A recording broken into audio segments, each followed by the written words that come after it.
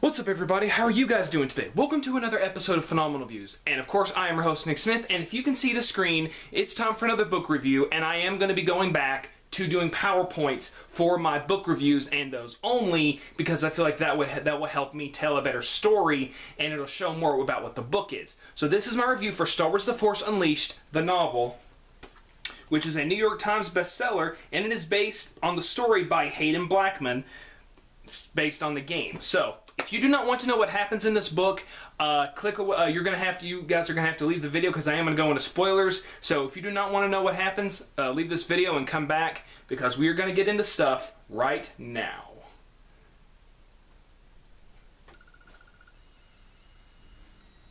So this book is very good. I really enjoyed it. Reading the page, I've played the game, I've beat the game numerous times. It's like when I read Assassin's Creed. Now, the book actually does start differently. It does not start at the beginning of the game. It does, but at the same time, it already starts with it introduces the reader to Starkiller, who he is, and that he's Darth Vader's apprentice, and his first mission going after General Rom Koda. And so I thought that was a good way of starting the game, or it's not the game, starting the book off, and not starting right at the beginning of the game, like being a total re-thing. Basically, this was not what Assassin's Creed 2 was for me, and I've already talked about what I thought about the book. The book was the same thing as the game. There was nothing different, nothing new, and it was kind of a little bit of a disappointment for me. But this was a good read. So, let's get going on other things that I like. Okay, so characters that we have in this book. We have Galen Merrick, otherwise known as Starkiller, who is Darth Vader's secret apprentice. We have probably my favorite characters in the entire book, Juno Eclipse. Juno Eclipse in the game is mostly just Starkiller's pilot and love interest, but in the book she's far more fleshed out, and it is done really well. And actually, I'm going to talk about her here in a few minutes, about what I really liked about her that was done in this book. Then we have Starkiller's training robot, known as Proxy. I wish I had put it in there, but Proxy was basically, I think, made by Darth Vader to train Starkiller, to make him adequate with every Jedi fighting style, because Proxy is always trying to kill Starkiller, and they actually are good friends, but also rivals, and it is done really well. It's far more flushed out in the book than it is in the game. In the game, it's hinted at that they're kind of rivals, but also friends, and I do like what they end up doing with Proxy in the book, better than in the game, actually. They kind of do change things up. Now, the games had different versions of the people, if that makes any sense.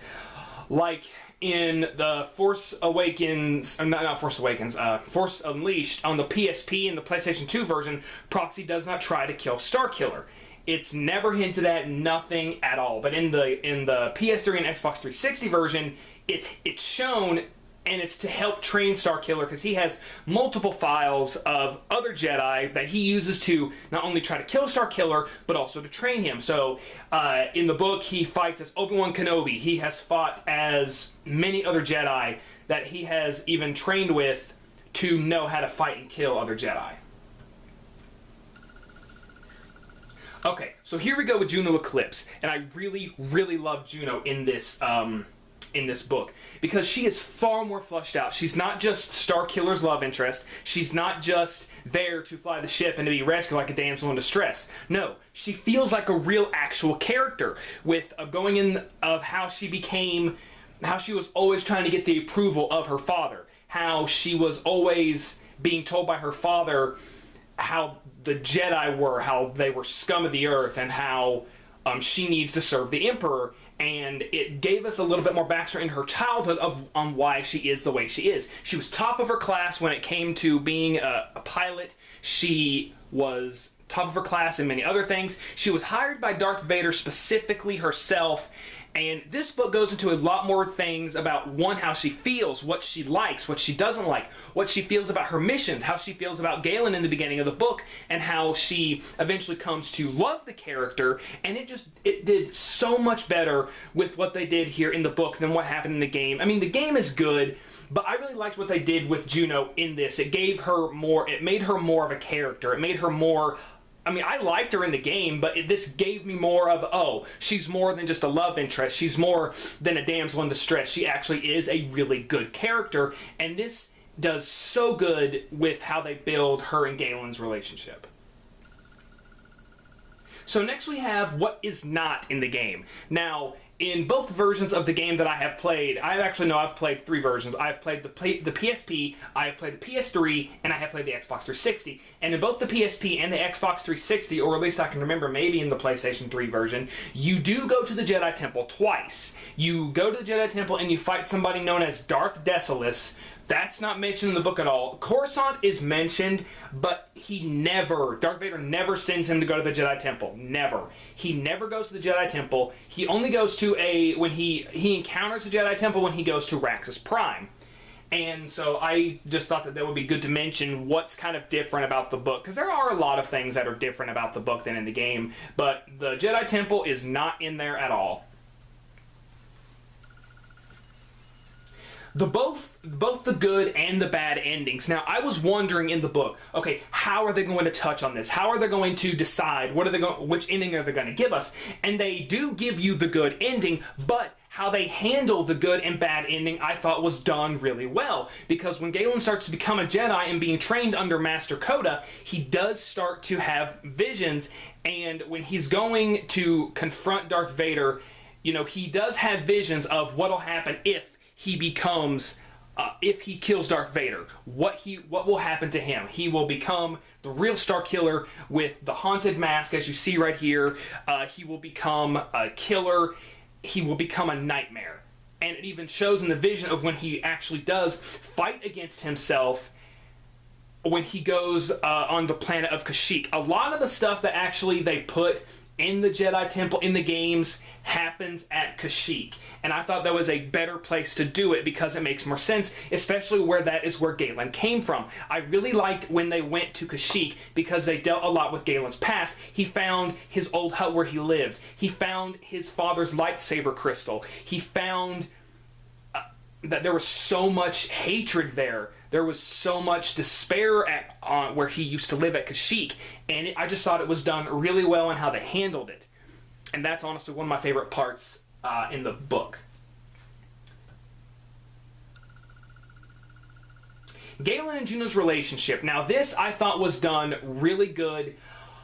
Much better in the book because they do have more one-on-one conversations with each other, especially when they become more affiliated with one another, to where she even goes into his meditation chamber and they have one-on-one conversations with each other. And eventually, when she is saved by Galen and he says his name, she becomes more and more attracted to him, because in the beginning, when he's like kind of bossing her around and stuff, she does want to smart him off. She does want to tell him off for talking to her like that, but she does keep her cool, and it eventually becomes a really good relationship, especially with Galen when he's all the time struggling to get the approval of his master, which he will never get, and he's actually fighting the temptations of the dark side and trying to become one with the light and discovering his past on who he really is, and Juno helps him truly become Galen. Overall, this book is a good read, especially if you are Star Wars fans and fans of the game. I strongly recommend that you read the book, even if you haven't played the game. You know, play the game. The game is good. I love the game. I'm not saying that the game is bad or anything. It's not. But the book goes in so much more detail about a lot of stuff that is shown, but not really dove into enough. They don't tell us that much about it. Because in games, you have kind of a limited time, or that they could have made the game longer, but in the book, it's expanded on. His relationship between General Yoda is really well. Their banter is good. The whole entire thing of him wanting to build a rebellion is awesome. Him going back to Felucia after he kills Master Shaak Ti, which none of this is canon. This is in the expanded universe. This is in the Star Wars Legends category. So none of this is canon, but I really wish that they would make a movie out of this, because I think that this would be a good movie to make. The book is good. Like I said, I'm giving this book an A. I don't really think there was anything that I did not really like about this. One thing that I did really like is, this is one of my favorite things in the whole entire book. When Galen goes to Kashyyyk, he he has many visions, but one of my favorites is actually how they handle the beginning of the game with the mission on Kashyyyk, where Darth Vader fights Galen's father, and Galen meets Darth Vader for the first time, and it's kind of like the whole entire thing with Luke when he went to the Dagobah system and he went into the Dark Cave and he fought Darth Vader, but when he cut Darth Vader's head off, it was him inside the Vader helmet. And so in this, we get a lot of that with him walking on the planet of Kashyyyk, with him killing the Wookiees, and with him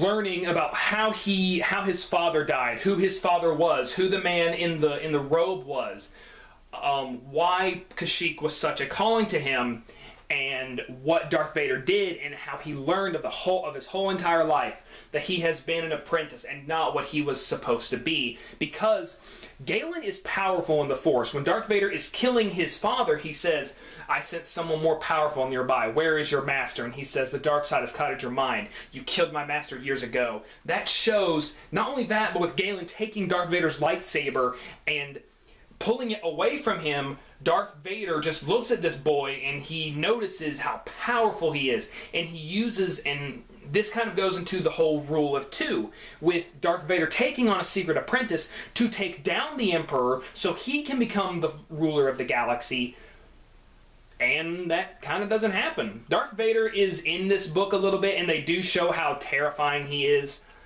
and how deceiving he is, especially when he betrays Starkiller near the end of the game, into the end of the book and in the game. And when you go to the Death Star, they do a lot more stuff with the Death Star on how he teams up with prisoners that were Wookiees that were taken from Kashyyyk, and he finally gets to the final part of the book, and he becomes one with the Force, and it leads up to Force Awakens 2. Guys, I strongly recommend that you not only play the game, but play this, read this book. This book is a fun read, especially if you're a Star Wars fan, and this has a little bit of a love story. So for you girls out there who love stories, pick this up and read it. You will definitely like it. You will cry. You will shed tears. It is a good love story and a good book overall. Guys, I hope you have enjoyed this. Please put in the comments below, what's the next Star Wars book you want me to review? Do you want me to do The Force Awakens 2? Do you want me to do Order 66, which I have? I even have Darth Bane, The Rule of Two. I cannot wait to get reading on that. I'm also going to start reading the Lemony Snicket's A Series of Unfortunate Event books, and I cannot wait to get started on those. Guys, I hope you enjoyed this, and like I said, put in the comments below what books you want me to review. Hit that like button and make sure to subscribe and share this video with your friends, your enemies, your mom, your dad, your mom's enemies, your dad's enemies, your mom's friends, your dad's friends. Get this video going. Guys, let's get this video some likes, and I hope to see you guys next time on another episode of Phenomenal Views. Have a good day, guys.